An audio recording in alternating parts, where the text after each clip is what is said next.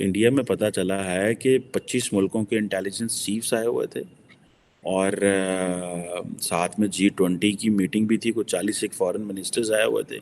हमारा initiative for the development of our people, we are not China centric, न कोई China centric है। अभी देखिए फॉक्स इंडियन इकोनॉमी, भारत की इकोनॉमी जो है वो चाइना की इकोनॉमी से फास्टर ग्रो कर रही है, ये बात सबको पता है। और यहाँ आपने देखा कि रशियन फॉरेन मिनिस्टर, यूएस के फॉरेन मिनिस्टर चीमा साहब पहली बार 20 एक मिनट बात किए जब से कॉन्फ्लिक्ट शुरू हुआ।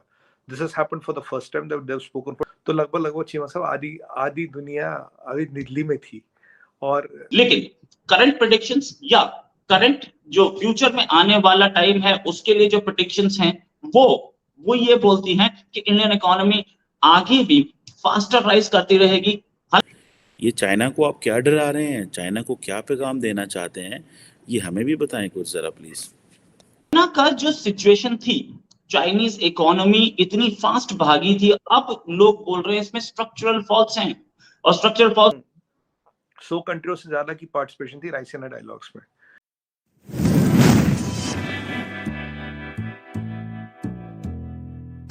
जय हिंद दोस्तों, जैसे आप लोगों को पता होगा अभी हाल ही हम इंडिया में G20 की मीटिंग चल रही थी जिसमें 40 से ज्यादा देशों के फॉरेन मिनिस्टर ने भाग लिया, जिसे देख के पाकिस्तानी मीडिया काफी हैरान परेशान है और वह कह रहा है कि आप चाइना को इतना क्यों डरा रहे हो। और इसमें विश्व की लगभग आधी ज्यादा कंट्रियों ने भाग लिया।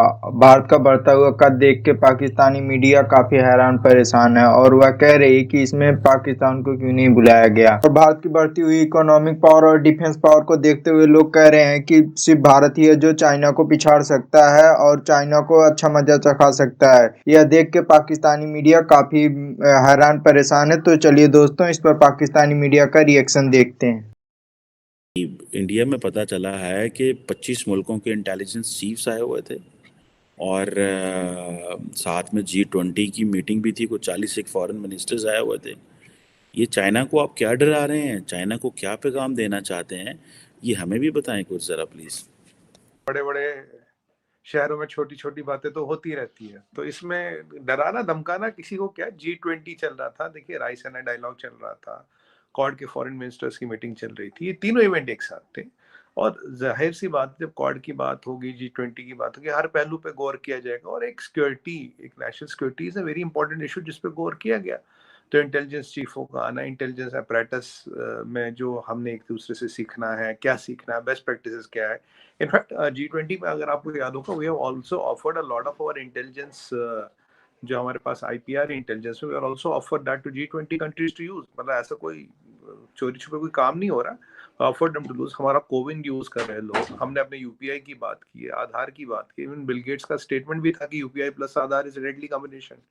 तो जनधन आधार मोबाइल जैम वो हमने बताया। तो जो भी हमारे पास चीजें थे, हमने बोला भाई आप हमसे यूज कीजिए, हमसे बेस्ट प्रैक्टिसेस समझिए, चीजें देखिए। Terrorism is a big threat, terrorism को कैसे कंट्रोल किया जाए। टेररिज्म की जो फंडिंग है वो उससे भी बड़ा थ्रेट है, क्योंकि टेररिज्म तब तक चलता जब तक उसकी फंडिंग चलती है। फंडिंग को कैसे कंट्रोल करोगे, मनी लॉन्ड्रिंग की प्रॉब्लम्स आ रही है। और आपकी बार दो चीजें इंपॉर्टेंट हुई। आपकी बार टेररिज्म और नार्को टेररिज्म को अलग अलग किया गया है।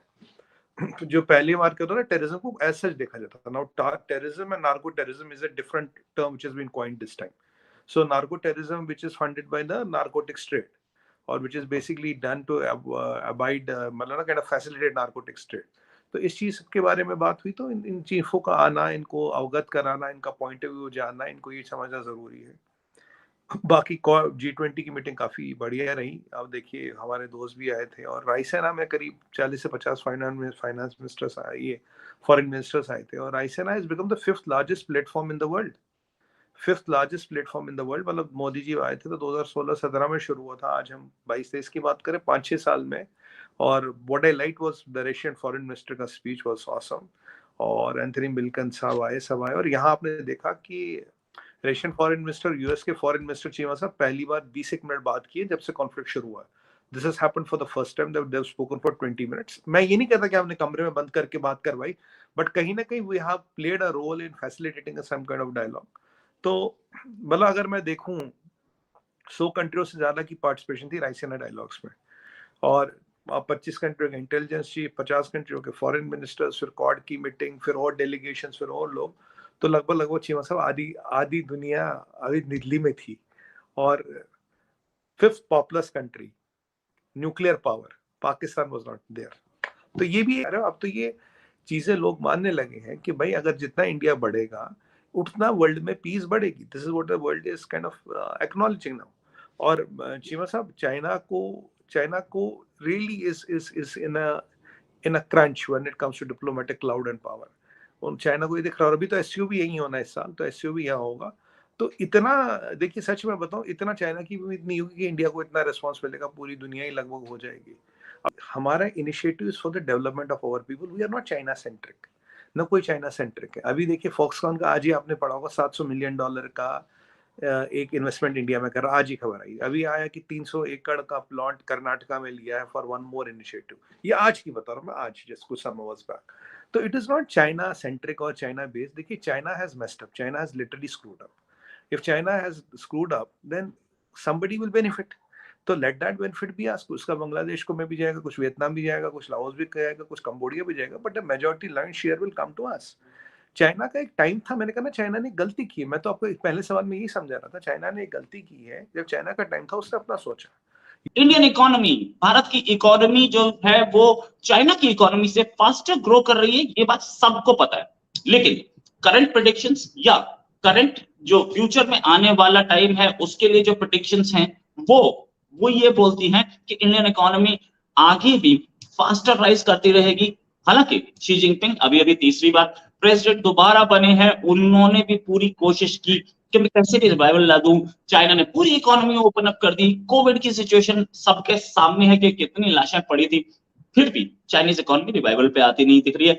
सप्लाई लाइंस की क्या पोजीशन है और चाइनीज इकोनॉमी की क्या पोजीशन है, ना का जो सिचुएशन थी, चाइनीज इकोनॉमी इतनी फास्ट भागी थी, अब लोग बोल रहे हैं इसमें स्ट्रक्चरल फॉल्ट्स हैं।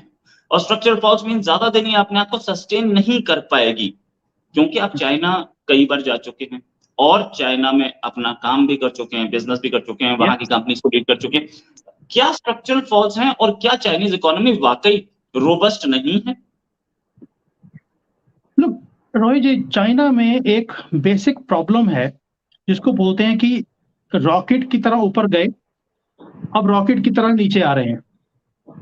इंडियन इकोनॉमी को अगर हम देखें उसके पैरेलल में, तो हमारी जो इकोनॉमी है वो एक जैसे फ्लाइट जाती है ऊपर को, आराम से जा रही है, अभी ऑटो मोड पे है और वो वैसे ही चलती रहेगी। तो चाइनीज इकोनॉमी में सबसे बड़ी प्रॉब्लम क्या है? Let's understand the problem of the Chinese economy fundamentally ये सिर्फ चाइना वाले पप्पू बने अमेरिका के हाथों में।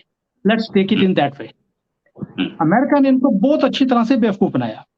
इनको बोला भी अपनी इकोनॉमी को खोलो, हम अपनी सारी फैक्ट्रीज आपके पास लेकर आ रहे हैं, और चाइना वालों ने सारी अपनी जो है उसकी गोद में जाके बैठ गए। इन्होंने इकोनॉमी खोल दिया, सारी फैक्ट्रीज को यहाँ लेकर आ गए और उनके लिए चीप प्रोडक्ट्स बना के भेजा इन्होंने। और गवर्नमेंट की सपोर्ट के साथ ये कंपनीज राइज करती गई, जो हमें दिखता था कि कंपनीज राइज कर रही हैं।